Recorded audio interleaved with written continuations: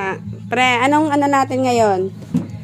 Yung menu. Ano tayo ngayon? Langka. Langka with Humba. humbang langka. So, ganito ho siya. Yan. So, more on langka lang. At saka sibuyas. Ito ang tinatawag na humba chamba. Humba. Humba chamba. So, mga basher dyan, makikita yung mga kalat-kalat for sure.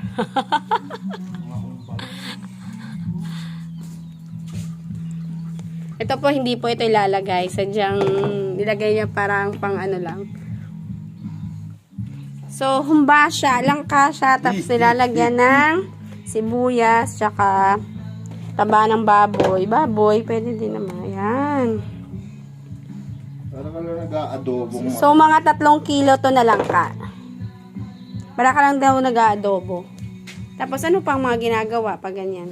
Parang ka lang nag-aadobong palagitik na hindi maintindihan. Na matamis. So, ibig sabihin, chamba lang to. Chamba.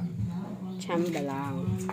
So, malalaman natin mamaya kung anong magiging lasa ng chambang langka. Yan daw masarap pag chamba. So, anong preparasyon ang ginawa mo dyan? Konting ano lang. Konting pagod ko.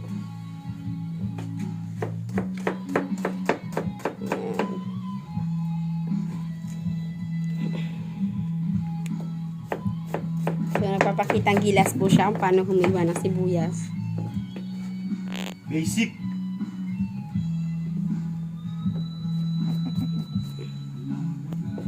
Yan. Saan daw yung buo? Buong ano. Paminta.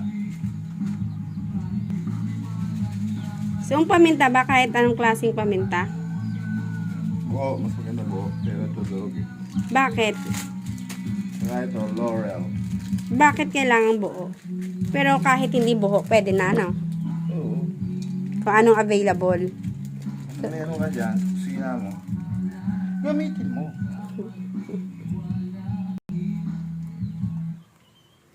Ano daw?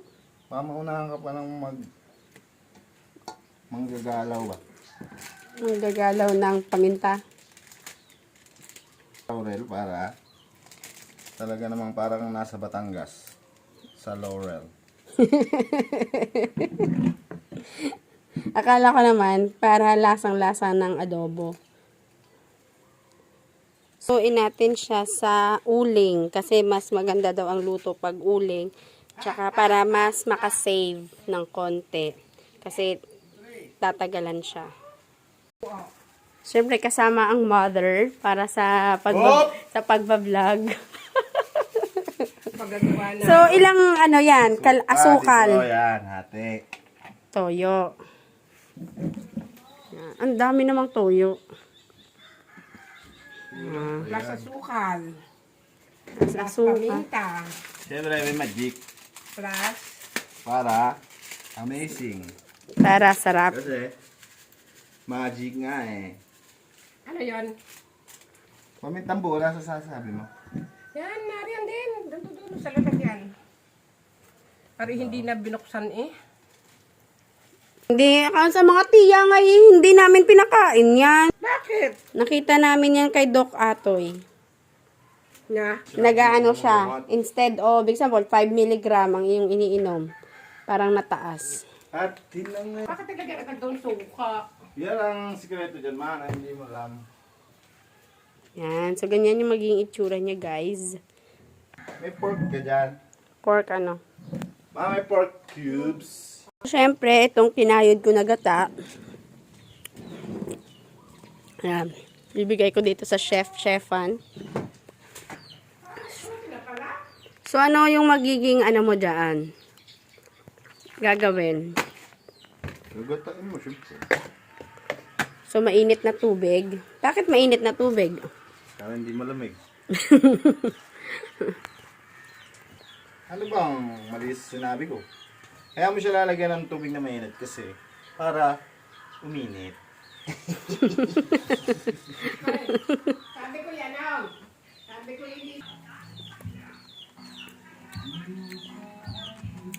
Hindi pa naman na rin ilalagay ko, yung parang sunod pa. Lagyan mo nga mainit, pre. Para Ano to, pinaglagyan ng ano yan? para malamig. Pinaglagyan ng ano yan, pre. Yan. Ayan na. Sige. Hop! Oops. Mainit na masyado. Makat-hat naman. Ouch. Gayon. Ano lang chef na ito? Walang kakwenta-kwenta eh. Kakayamot eh. Loko mo. Loko mo talaga. Saan loko? So, nag-i-enjoy po siya sa pagluluto.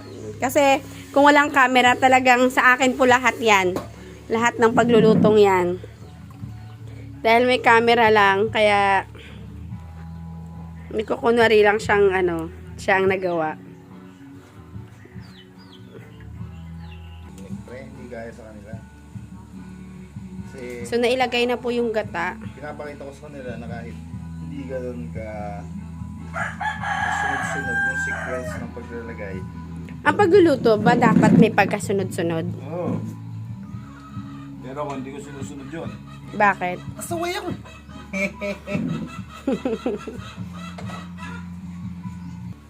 So, habang naghihintay po ako sa maglalagay na po sa langka, tayo po yung muna, lalakad-lakad muna dito sa bakuran, dito lang po sa likod.